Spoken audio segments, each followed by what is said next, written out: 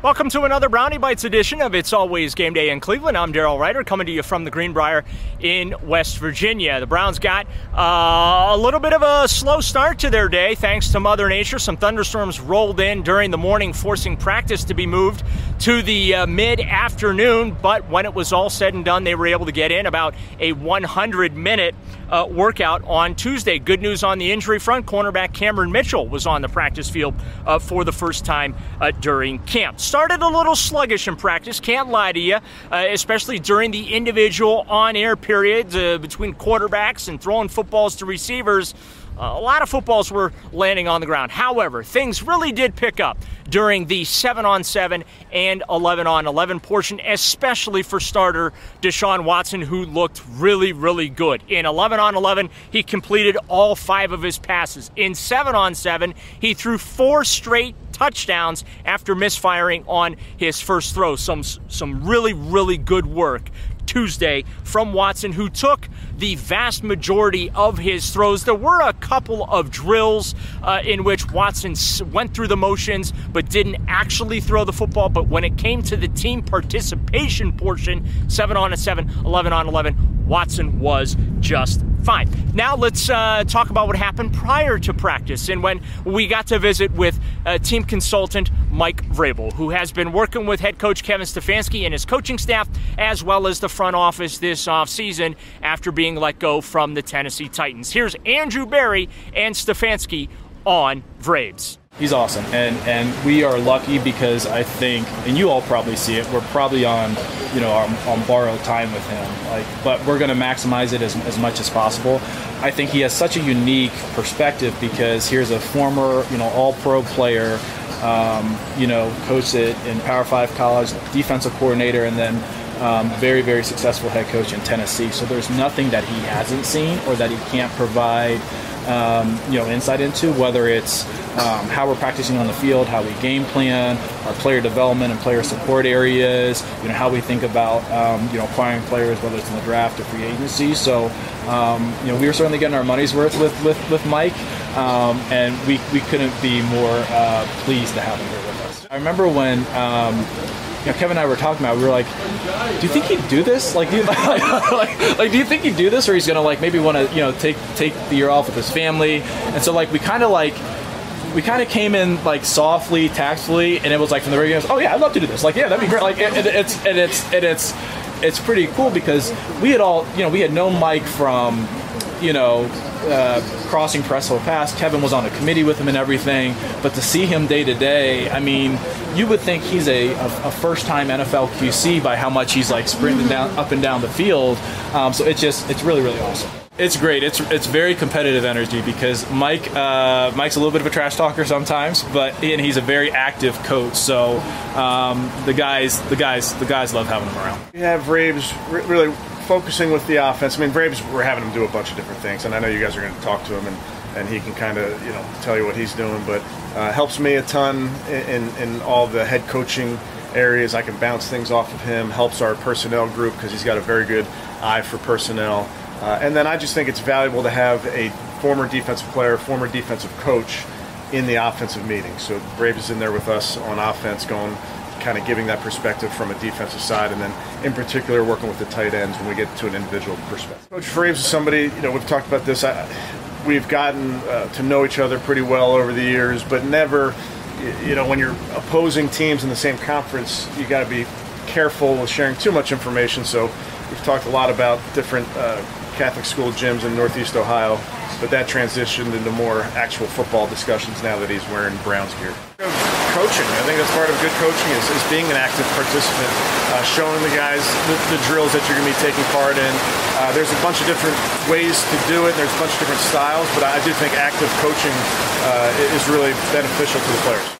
Vrabel, of course, available because the Titans decided to move on this offseason, but he did have some opportunities to interview for head coaching jobs during the offseason before agreeing to join Stefanski and Berry in Cleveland. He does still have his eye on, however, another head coaching job, hopefully in 2025. Nothing surprises me. This is my 25th NFL training camp, so I would say that nothing surprises me in the National Football League. That's part of the job. I think it's disappointing. I think you're disappointed, that you couldn't, do the job the way that they wanted it or they envisioned it. But again, this is the opportunity that I think is best for me right now to be able to go through draft meetings, personnel meetings with Andrew and his staff and see how that all got navigated and how they may do things. And there's 32 flavors in this league, and everybody does it a little differently. So it's been fun to be a part of this and try to help where I can, and most especially learn. Certainly wanted to take every opportunity and talk to everybody that called, and had some great interviews, met with some great organizations. They decided to go in a different direction, which happens sometimes. And then was able to hear from Andrew and Kevin and keep those conversations going.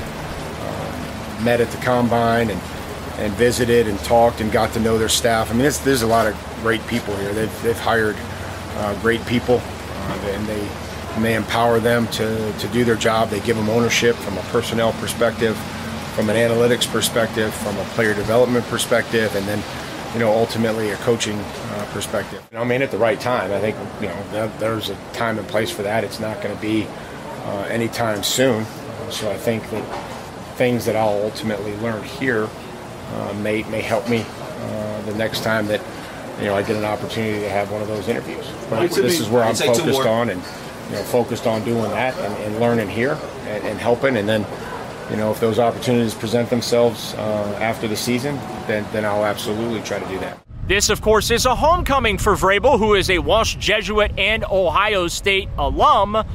He, of course, grew up a diehard Browns fan. Absolutely ate the dog bones. I don't think you were a Browns fan in middle school in Northeast Ohio if you didn't try to get down a couple of those, because they were necklaces, right? They make the dog bones into necklaces, and then you just kind of, go down and grab one every once in a while. But it's a long time, and you go in different directions. But I certainly grew up a Browns fan. Went to games and loved a lot of those former players that made this tradition great. And you recognize how huge the fan base is in this area, and how they embrace football, and not only professional football but high school football in this area, and college football. And so it's certainly a football town. Vrabel has spent a lot of his time on the practice field really working intently with tight ends, the special teams unit. He gets in on the offensive huddle and the team periods there. He's very active during these practices for Kevin Stefanski. Basically, Stefanski has a second head coach on the field on a daily basis. It's been amazing to be able to get back on the field and coach and try to help where I can. And most importantly, learn, be a part of a great staff with some really great veteran coaches, with some really great young and up-and-coming coaches. So wherever I can help, I'm more than willing to try to do that. Well, I think that, have a lot of respect for this organization, what Jimmy and Dee have done. I have a ton of respect for Andrew and Kevin and what they've been able to do in a short amount of time.